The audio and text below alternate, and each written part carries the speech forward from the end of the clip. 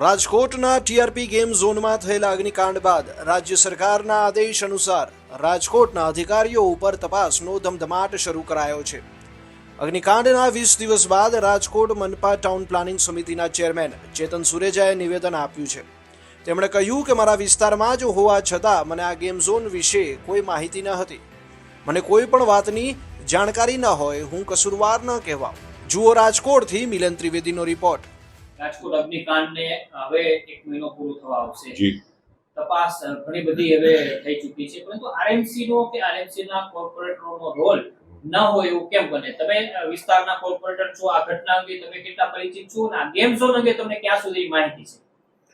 હું મારા ખ્યાલ મુજબ ત્યાં ગેમ ઝોન હતું એ હું જ્યારે આ ઘટના બની ત્યારે હું ગયો ત્યારે મને ખ્યાલ આવી કે ગેમ ઝોન છે। બાકી આ ગેમ ઝોન થી હું પરિચિત હતો નહીં। ચેતનભાઈ, તમે ટાઉન પ્લાનિંગ શાખાના ચેરમેન છો। જી કોઈ પણ જગ્યાએ રાજકોટમાં બાંધકામ થતા હોય તો તમામ વસ્તુ પર તમારી નજર હોય। આ 4 વર્ષથી ધમધમતું હતું, તમે પણ 1.5-2 વર્ષથી ચેરમેન છો। તમને કેમ આ બાબતની કેમ ધ્યાન વર્ષથી એમાં એવું છે કે એ એરિયા છે ને ત્યાં નોર્મલી વધારે ગોડાઉન અને ઓપન પ્લોટ જ છે, એટલે ત્યાં અમારે પ્રજાના કામ માટે અત્યાર સુધીમાં ક્યારેય કોલ આવ્યો નથી ને એ બાજુ જવાનું થતું ન હોય।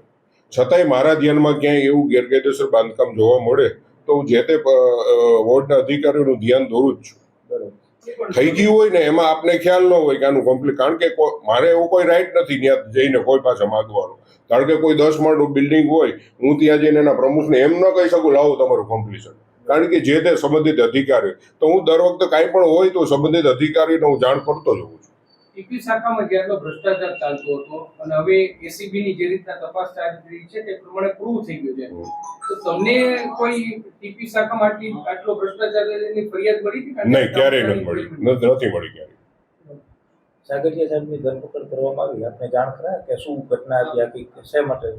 અગ્નિકાંડ માટે એસઆઈટીએ નીતિન રામાણીને ખબર હોય કે આ ગેરકાયદેસર બાંધકામ છે, તો નીતિન રામાણીએ કોઈ પદાધિકારી સાથે ચર્ચા નથી કરી? એનું તો એમને જ ખ્યાલ હોય ને, મને તો ના, મારી નહીં મારી સાથે નથી કરી। એક જવાબદાર નગરસેવક છો તમે, તો તમારી જવાબદારી નો આટલું મોટું તમારા વિસ્તારમાં પણ મને મોટો મારી સાંભળો, આટલો મોટો અગ્નિકાંડ તમારા વિસ્તારમાં થાય તો એક નગરસેવક તરીકે તમારી જવાબદારી શું હોય?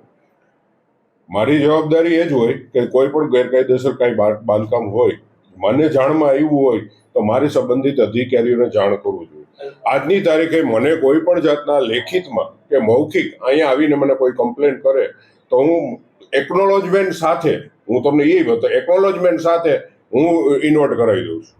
પણ આ જવાબદારી તો આટલી મોટી અગ્નિકાંડ થયો, ના, મારી જવાબદારી ન બને, મારે તો અધિકાર જે તે તંત્રની જવાબદારી મને એને બધાય આપે। કોઈ પણ વસ્તુ માગે, ફાયર એનઓસી, કમ્પ્લીશન સર્ટિફિકેટ, મને કોઈ ન આપે।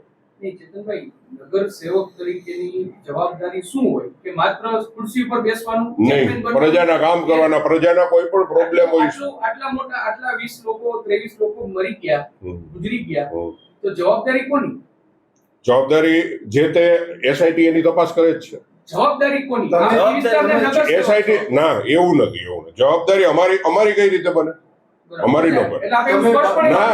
હું તમને એમ કહેવા માંગુ છું કે અમને ખ્યાલ હોય, મારી વાત સાંભળો, અને અમે 4 વર્ષથી ધમધમતું હોય ને તમને ખ્યાલ ન હોય, એ બેદરકારી ન કહેવાય? ના, એવું નથી। અમુક વસ્તુ અમને એમ હોય ને કે કાયદેસર હશે, અમને એમ હોય કે કાયદેસર હશે। તમારા વિભાગના અધિકારીઓ સામે તપાસ ચાલે છે, જેલની અંદર મોકલવામાં આવ્યા છે, તમે એમ કહો છો કે ગેરકાયદેસર બાંધકામ અંગે તમને કોઈ પણ જાતની જાણ કરવામાં નથી આવતી, તો તમે તો ચેરમેન છો ટીપી શાખાના, તમારા અધિકારીઓ જવાબ નથી દેતા, એનો અર્થ એવું? ના, એવું નથી, જવાબ આપે જ છે મને। ઈ લોકો મને જાણ ન કરે, મારે એને જાણ કરવાની। હવે તમે આ વોર્ડના નગરસેવક છો, શું માનો છો આમાં શું કાર્યવાહી થવી જોઈએ? તમે શું માનો? જે ગુનેગારો હોય એને સજા થવી જ જોઈએ। બરાબર ચેતનભાઈ, આપની એ પછી પદાધિકારીઓ હોય કે કર્મચારીઓ હોય, કોઈ પણ વ્યક્તિ। તમે સ્પષ્ટપણે એવું માનો છો ને કે કોર્પોરેટરની આમાં કોઈ જવાબદારી નથી?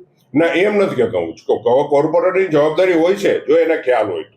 એટલે તમને આ બાબતની ખ્યાલ નહોતી? ના, ખ્યાલ